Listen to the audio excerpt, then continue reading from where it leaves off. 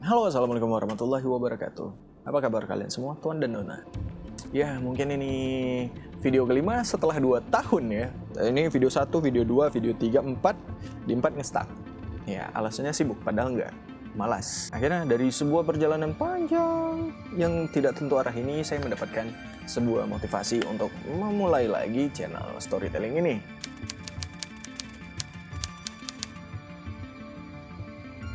Xiaomi ini lahir dengan nama lengkap Grigory Kemovich Rasputin atau biasa dikenal Grigory Rasputin.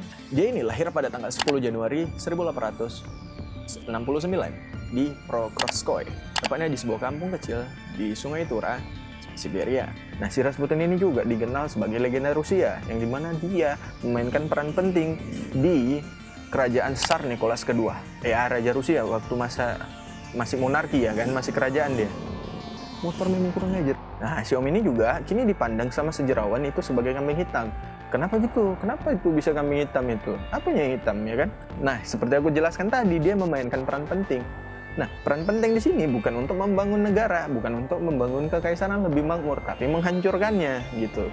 Nah, itu peran penting ya, penting bagi dia, hancur bagi rakyat gitu kan. Jadi sekarang kita mulai juga kan, bagaimana perjalanan Siwa ini menuju ke kekaisaran Nicholas II tadi, Tsar Nicholas II.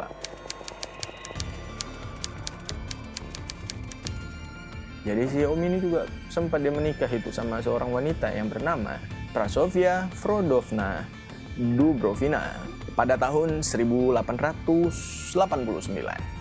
Dia memiliki 3 orang anak yang bernama Dimitri, Varvara, dan Maria.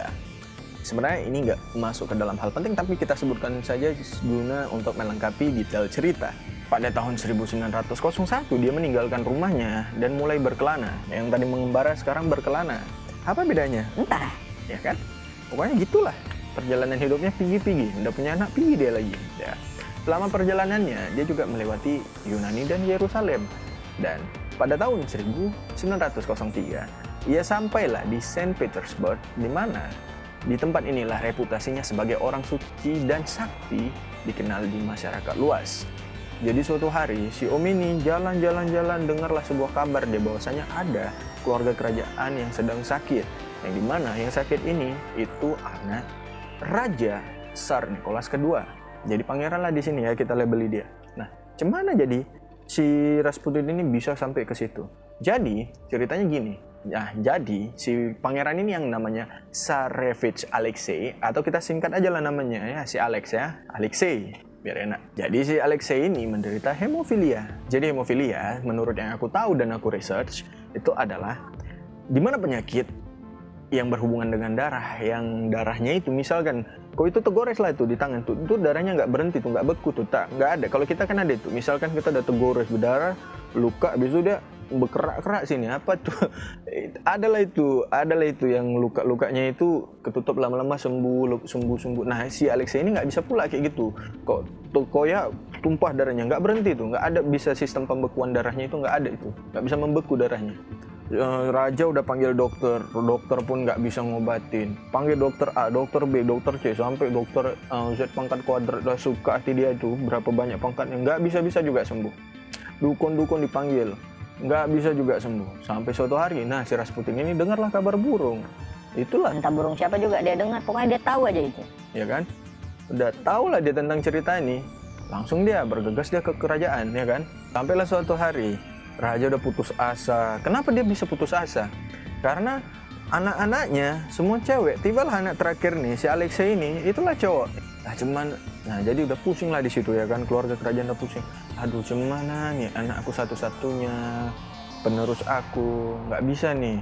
Sampai berpikir putus asa gini karena dokter-dokter udah bilang, udahlah raja, ini memang penyakit ini nggak bisa disembuhkan. Nah, pada masa itu memang nggak bisa disembuhkan, itu masih tabu itu penyakit itu ya kan, belum secanggih sekarang lah orang tahu penyakit itu.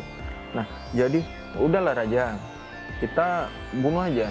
Sayang dia, kalaupun dia hidup dan besar, dia akan menderita sekali dengan penyakit ini. Raja nggak mau. Anak aku satu lagi, kok tumbuk kepala aku nanti asal kau ngomong sama aku ya. Gitu kata si raja, udah langsung datanglah satu orang bilang, oh raja, ada ini satu orang dukun, katanya sakti kali dia, bisa ini dia bisa sembuhkan semua orang. Oh, cok lah, cok kau panggil lah dia, ajak kemari dah. Jadi si raja pun panggil ini si Rasputin, ya kan? Nah, jadi itulah datanglah petantang petenteng ya kan, si Rasputin datang dia itu. Siap raja, mana nih anak nih?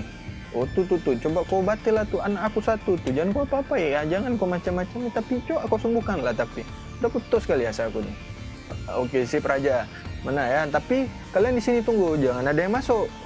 Oke, siap. Udah gimana ya hatinya ya? Semua orang di situ yang berpengalaman, dokter-dokter, dukun-dukun pun udah ada lah, angkat tangan aku. Disetujukanlah sama raja, masuk si Rasputin.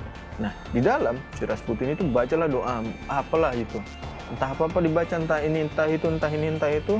Sampai sekarang pun nggak ada yang tahu itu apa yang Rasputin bilang sama si Alexei itu di dalam kamar ya kan. Nah, kemudian itu. Tapi lah, sampailah keluar si Rasputin, dilihat anak raja. Oh biasa aja kok, apa yang berubah nih? Oh nggak ada, tunggulah. Proses ini. Sabarlah raja ya kan? Nggak sabar kali raja nih. Nah tapi dari proses itu berangsur-angsur si Pangeran Alexei ini sembuh.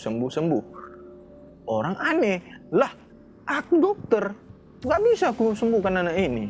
Ya kan?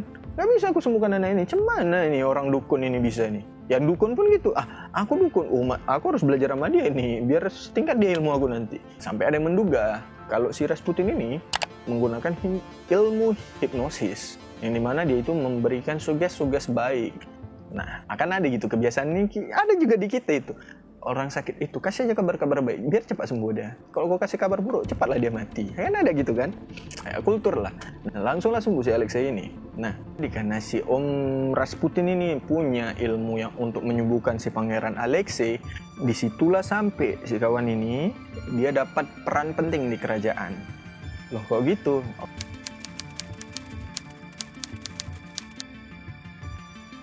Nah, jadi si Om Rasputin ini juga kontroversi kali orangnya.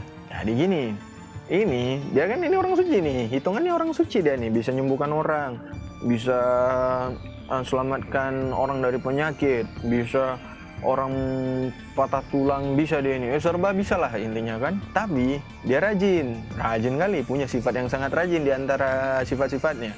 Nah, dia ada tuduhan kejahatan seperti politik ya. Kenapa dia bisa di politik? Ya karena gini, dia jadi kalau waktu perang dia itu suka hati dia minta, oh saya mau pegang bidang ini, saya suka sekretarisnya ini, tinggal tunjuk dia gitu. Saking dimanjakannya sama si raja ini ya kan. Prajurit lain pun lihat, apalah ini si dukun ini bisa pula dia atur-atur politik, ngerti kau? Lah suatu hari dia nggak ngerti politik, tiba-tiba dia masuklah perang itu kan. Kok politik aja ngasal-ngasal kok di sini medan perang kok, jangan sampai lah kau hancurkan ini pasukan kita.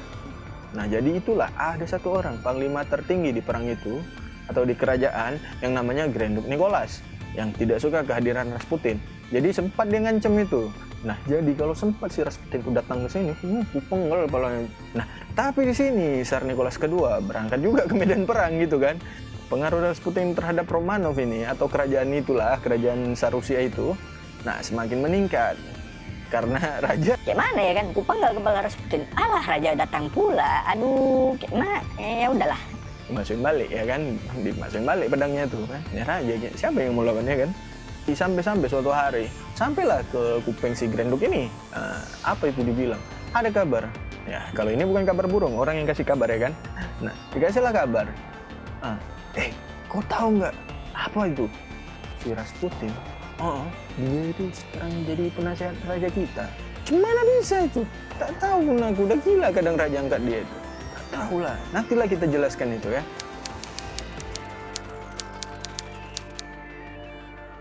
Pada tanggal 29 Juni 1914, itu si Rasputin pulang kampung lah kan. Kangen dia mungkin sama anak istrinya ya kan. Walaupun dia main-main sama cewek lain di kerajaan itu, tetap kangen aku. Aduh, anak aku di rumah macam mana gitu kan. Pulanglah dia ke kampung. Nah, pula sampai ke kampung, pula dia ke gereja. Ya kan, karena dia kan dianggap orang suci nih ceritanya. Ya, orang kampung ini nggak tahu lah dia di kerajaan cemana tabiatnya. Perempuan bernama Kionia Guseva, yang dimana si perempuan ini adalah mantan pelacur. Dia menusuk perut Rasputin sampai perutnya itu keluar berserak sedikit ya kan. Nah, jadi kenapa ini si Guseva ini sampai nusuk perut Rasputin sampai meluber itu isinya? Dia ini berpikir bahwa si Rasputin ini adalah orang yang sesat. Tapi perutnya keluar kayak gitu, masih bisa dia sembuh, masih bisa pulih itu. anaknya sendiri itu nggak percaya kalau ayahnya itu bisa sembuh cepat lah.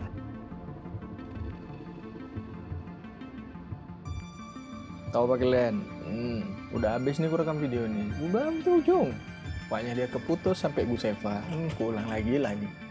Jadi heran juga semua orang. Cepat kali nih si Rasputin sembuh. Jadi di kasus pembunuhan pertama, selamatlah si kawan ini. Masuklah ke peristiwa kedua, yang dimana terjadi di tanggal 16 Desember 1916.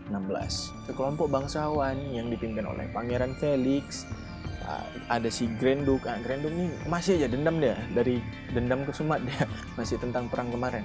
Dan salah satu politikus yang namanya Vladimir Kurachkevich yang merencanakan pembunuhan kepada si Rasputin ini. Nah jadi ceritanya gini, berkumpul orang yang bertiga. Woi Grand Duke, gimana nih kita cara ini Rasputin? Nah kalian pikirkan juga lah tuh. Iya, aku juga lagi mikir gitu kan, kata si Grand Duke. Ya aku juga lagi mikir, gimana nih? Oh tenang, aku ada ide, kata Pangeran Felix. Gimana kalau misalkan kita ajak aja dia itu ke rumah apa? Ajak ke rumah aku, karena rumah aku tuh ada basement. Nah di situ kalau kita apa-apain ini nggak ada yang dengar. Nah, oh boleh juga tuh, kata si Grand Duke, ya kan? Oh, oke, setuju. Akhirnya ketiga orang ini mengaturlah rencana untuk membunuh si Rasputin nih. Si Om ini udahlah direncanakan untuk dibunuh, bahkan Pangeran Felix tahunya itu kan dia cari-cari muka itu. Oh mantap nih, oh datanglah si Rasputin itu. Makan-makan kita. Kok di bawah? Kenapa? Ngapain kita di bawah ini? Di atas itu bini aku tuh lagi pesta-pesta gitu, lagi sama kawan-kawan itu. Biarin aja lah, kita di bawah aja biar lebih privasi gitu kan.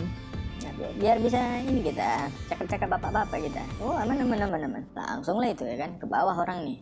Nah di situ disajikanlah kue-kue yang suka kali Rasputin sama kue ini, sama anggur ya. Nah, dikasihlah anggur sama kue ini yang Rasputin paling suka itu. Nah dari penjamuan itu duduklah si Rasputin ya kan, udah makan dia kue, lahap lah. Pangeran Felix heran deh, kok lahap si kawan nih.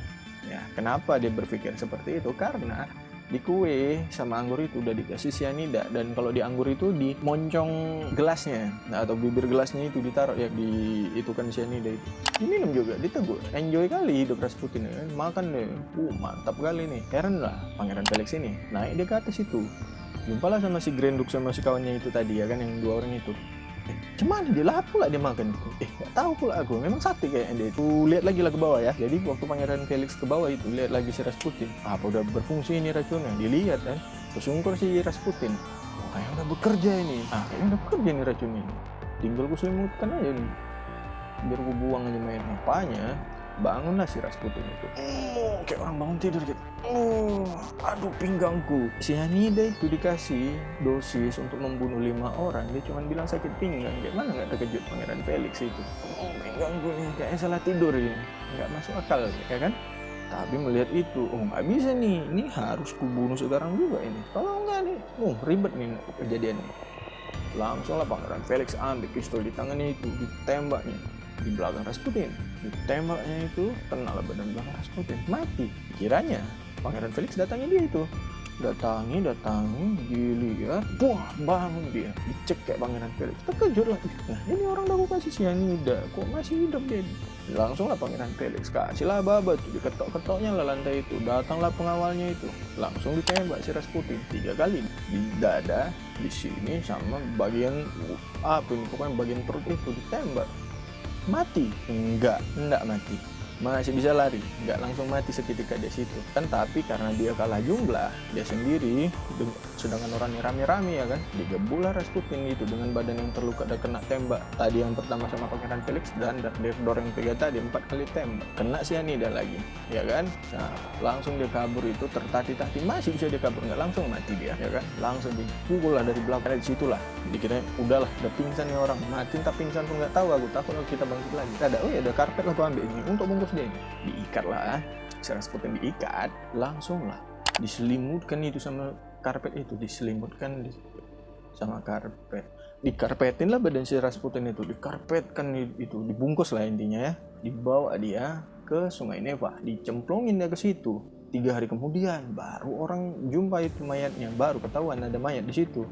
Tapi kalian ingat tangannya diikat dan dibungkus dia itu sama karpet gitu ya kan. Posisi ketika Rasputin ditemukan itu tangannya gini, seakan dia ingin meraih udara karena kan ditenggelamkan dia itu sehingga dia kayak mau ngambil udara untuk bernapas gini tangannya. Lah kok bisa gitu, padahal kan dia diikat. Kemungkinan dia nggak langsung mati saat itu juga. Nah, jadi gitu. Kematian mengenaskan seorang dukun Rusia yang menghancurkan kerajaan Rusia dari dalam. Rasputin ini mati dengan mengenaskan, seorang yang sangat bejat, seorang yang tidak punya kasih sayang terhadap keluarga. Ya cuman lah dia kasih sayang terhadap keluarga, di kerajaan aja dia main cewek terus, ya kan? Ya mungkin ada beberapa part yang memang tidak terjelaskan dari apa yang ku ceritakan tadi. Boleh kalian komen itu di kolom komentar itu, kan disediakan lah itu sama YouTube ya kan. Kalian revisi lah perkataan aku di situ ya kan. Kalau mungkin kalian ada tahu cerita-cerita lain tentang Gregory Rasputin. Nah, jadi seperti itu. Untuk kalian yang suka dengan video ini, boleh kalian like, boleh kalian subscribe kalau kalian bersedia. Enggak. Suka hati kalian subscribe atau mau like, terserah kalian. Mau komen, bagus, kita beropini sama-sama kita ya kan. Yang penting jangan serang-serang kali lah ya. Sampai di situ juga.